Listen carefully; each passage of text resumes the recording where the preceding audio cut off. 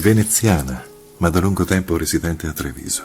Giulia De Serio, pur essendo un'artista contemporanea, conduce le proprie sperimentazioni nel campo dell'arte con l'utilizzo di tecniche antichissime, come il mosaico e la ceramica, o millenarie come la tessitura.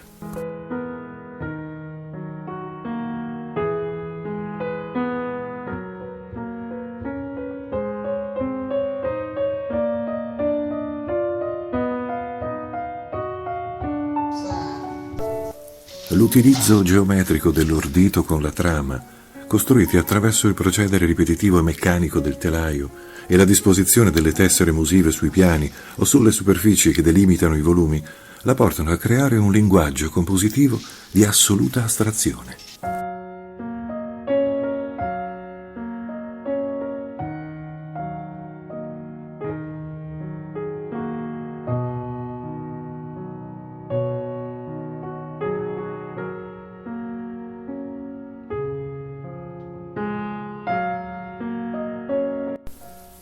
Gli inediti accostamenti cromatici, che risultano dagli intrecci delle forme nei tessuti, e l'accostamento del vetro dai riflessi cangianti sulla pietra nel mosaico, fanno della luce la massima protagonista delle sue opere d'arte.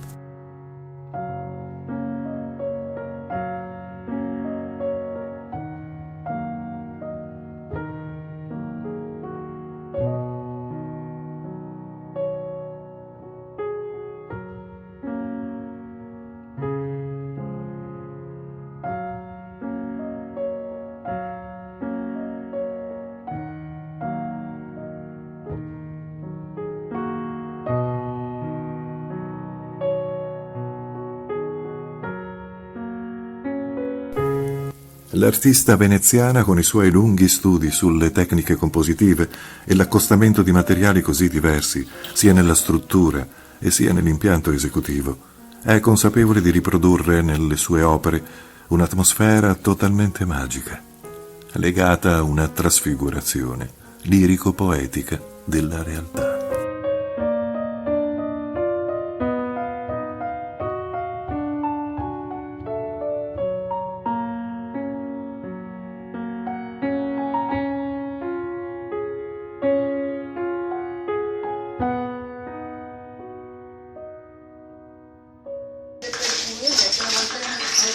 La volta buona che lo cambio.